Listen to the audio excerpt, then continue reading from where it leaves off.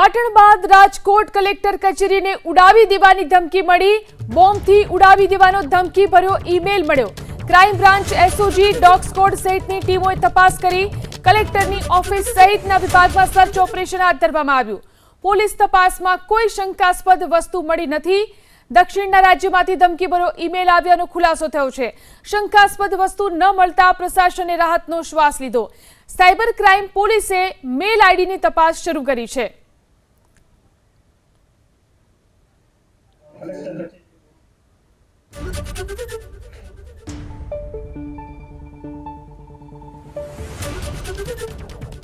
ઈમેલના માધ્યમથી એવી સૂચના આપવામાં આવી હતી કે કલેક્ટર કચેરી અને તેના પ્રિમાઇસીસની અંદર સિક્યોરિટી થ્રેટ છે અને એ ઈમેલની જાણ માન્ય કમિશનર સાહેબને કરવામાં આવી હતી।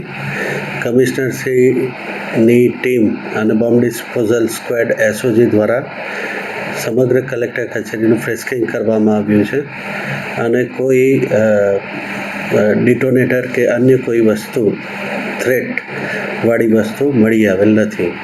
આ અંગેની જે ઈમેલ આઈડીથી ઈમેલ આવ્યો છે એની તપાસણી ચાલુ છે। સર, શું નામથી મેલ આવ્યો હતો?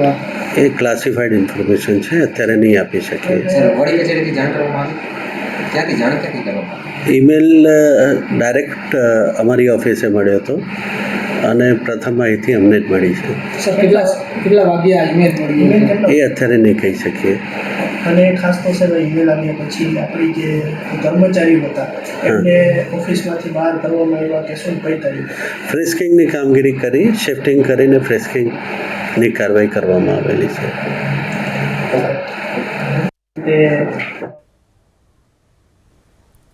તો આ પહેલા પાટણમાં પણ આ જ પ્રકારે કલેક્ટર કચેરીને ઉડાવી દેવાની ધમકી આપવામાં આવી હતી।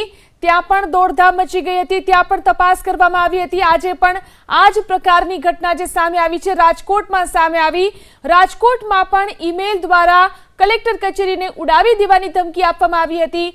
અહીં પણ બોમ્બ સ્ક્વોડ અને ડોગ સ્ક્વોડથી ચેકિંગ કરવામાં આવ્યું, જો કે કોઈ વાંધાજનક વસ્તુ મળી આવી નથી અને અહીં પણ અધિકારીઓએ રાહતનો શ્વાસ લીધો છે। પરંતુ વારંવાર આ પ્રકારે ઈમેલથી ધમકી મળી રહી છે તે ચોક્કસથી ચિંતાનો વિષય છે અને તેની તપાસ અત્યારે શરૂ કરવામાં આવી છે।